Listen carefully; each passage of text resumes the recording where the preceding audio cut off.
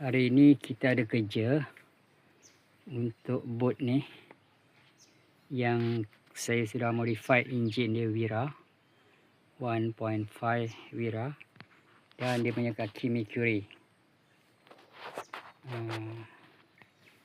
Bot ni kita nak tukar kipas, kita nak tukar kipas ataupun dia punya propeller. Ini aluminium, dia saiz dia kecil sikit, so kita tukar ni stainless steel.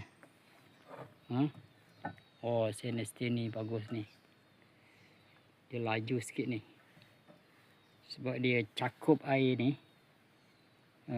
Banyaklah dia cakup air, dia punya bentuk pun lain.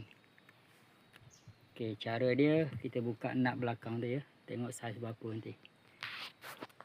Kita nak tengok saiz. Baik, saiz nut 28 mm.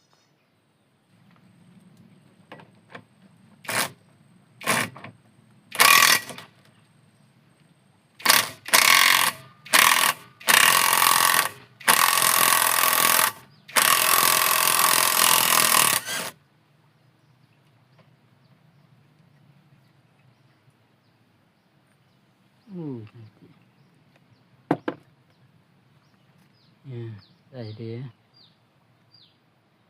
Itu tembaga. Ni bukan ni. Keluarkan ni. Oh, ni macam pin ni.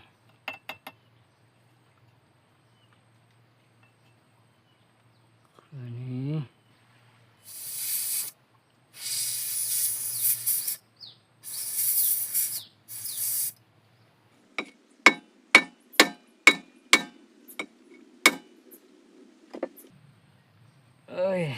Tak gerak lagi, gerak sikit je. Okey, kita dah ketuk sikit tadi dengan kayu. Kan kita boleh tarik dia lah.